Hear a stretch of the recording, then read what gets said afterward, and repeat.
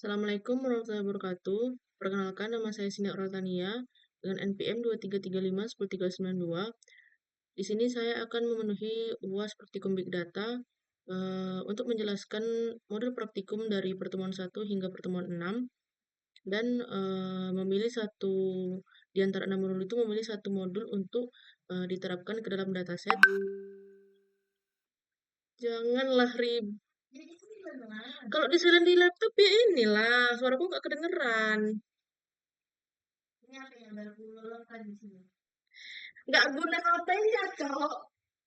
Deket kalau yang di laptop ya tetap ini. Laptopnya terus berbunyi gitu. Iya. Oh, pikir bunyi dari HP. Enggak.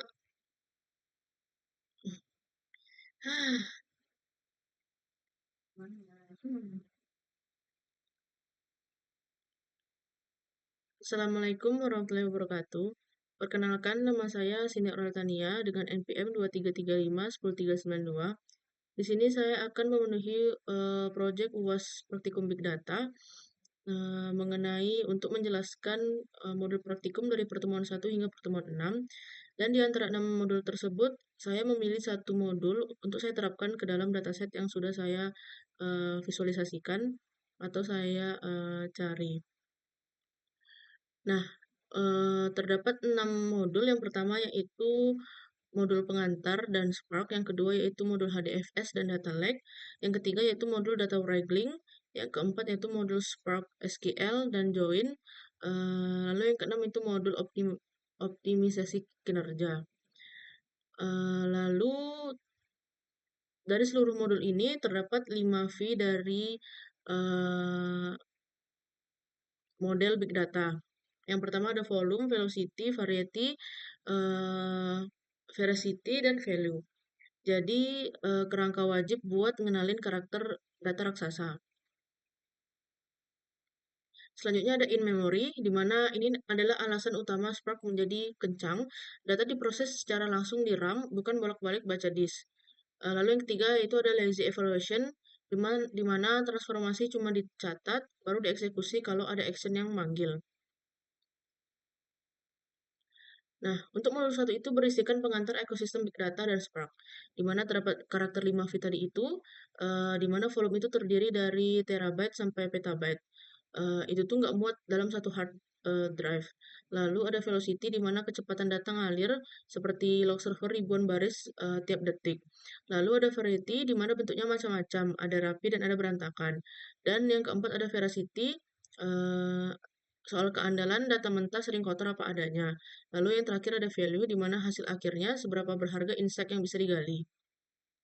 Lalu arsitektur master worker-nya, driver program megang Spark Session, tugasnya ngatur strategi lewat custom manager, worker node, dan yang capek eksekusi tugas, dan eksekutor di dalamnya nyimpen data langsung di memori.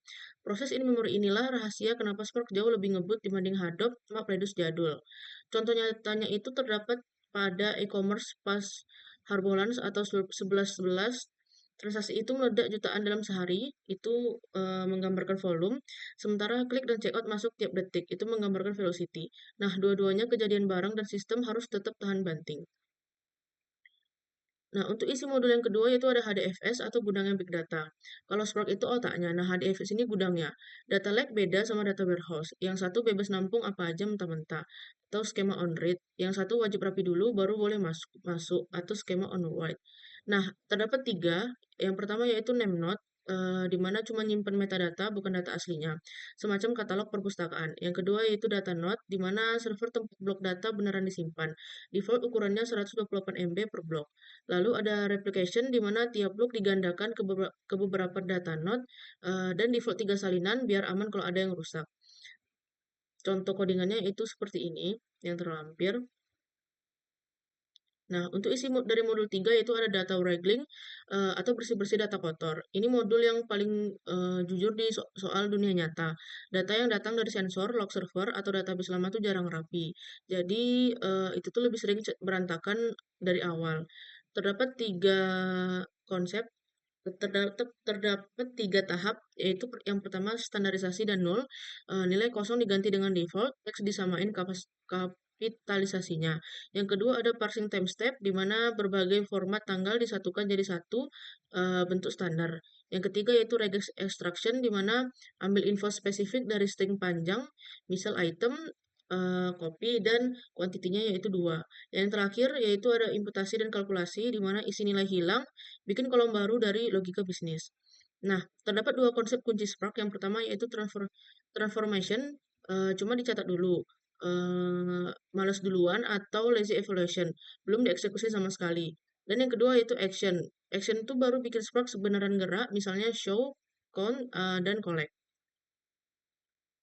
Nah, selanjutnya untuk isi modul 4 yaitu Spark SQL seperti join, agregasi, dan window function. Di mana Catalyst Optimizer otomatis nyari rencana eksekusi paling hemat di belakang layar. Tiga pilar ini relasional besar bertumpu di sini. Terdapat tiga nih tadi kan. Yang pertama yaitu joins, yaitu gabungin beberapa tabel terpisah lewat kunci relation seperti inner, left, right, dan full outer. Lalu ada aggregation di mana rangkum data pakai sum, FEG, count, dan dikombinasikan dengan group by. Lalu yang terakhir yaitu ada window function di mana hitung analitis per baris tanpa ngurangin jumlah baris output, contohnya rank dan like. Ini contoh terlampir codingannya. Lalu untuk isi modul yang keenam yaitu optimisasi dasar bikin query ngebut. Di mana query yang jalan itu satu hal, query yang jalan cepat itu urusan lain. Ibarat GPS, Spark juga cari rute tercepat lewat Catalyst Optimizer sebelum eksekusi beneran dimulai. Yang pertama terdapat explain, di mana lihat rencana eksekusi, logical, dan physical plan sebelum data diproses. Yang kedua ada cache atau persist, di mana simpan tabel yang sering dipanggil ke RAM biar nggak baca ulang dari disk. Yang ketiga yaitu repartition versus coalesce, di mana atur ulang jumlah partisi data, satu full shuffle dan satu lebih hemat. Dan yang terakhir yaitu parquet versus CSV, di mana format kolom parquet lebih jauh ringkas dan cepat buang query agregasi. Kenapa eksekusi kedua lebih ngebut setelah change? Alasannya karena data sudah nangkring di RAM, jadi Spark nggak perlu baca ulang dari sumber aslinya lagi. Nah, contoh terapan yang saya gunakan itu saya mengambil dari modul 3. Studi kasusnya contohnya adalah transaksi warung online.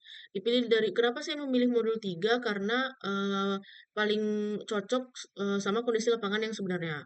Data transaksi itu sengaja dibuat berantakan, ada nul format tanggalnya campur, dan info produk nempel jadi satu string panjang. Di mana data mentah yang saya gunakan seperti order ID-nya seperti ini, customer ID-nya seperti ini, statusnya seperti ini, dan detail produknya seperti ini. Nah, kita akan masuk pada IPYNB codingannya. Seperti ini kita bisa melihat dia import from PySpark SQL dan Spark Session, lalu mengambil data mentah yang tadi sudah saya masukkan. Tahap pertama itu bersihin customer ID 0 jadi default, trim spasi, uppercase biar seragam. Lalu tahap kedua yaitu parsing waktu dari 3 kemungkinan format. Lalu tahap yang ketiga yaitu ekstraksi regex dari detail produk. Lalu tahap yang keempat yaitu imputasi nilai kosong hasil ekstraksi. Dan tahap yang terakhir yaitu kolom kalkulasi total belanja. Kalau gagal atau error itu jadi 0. Nah, seperti ini contoh tabelnya. Ini data bersih finalnya. Beda dengan data mentah yang awalnya di atas.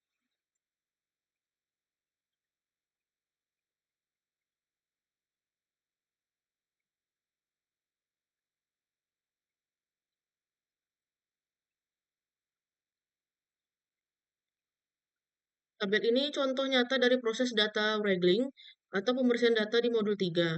Intinya tuh kita ngubah data dari yang berantakan, bocor, dan tipenya itu masih teks biasa menjadi data siap yang rapi, bersih, dan punya perhitungan otomatis.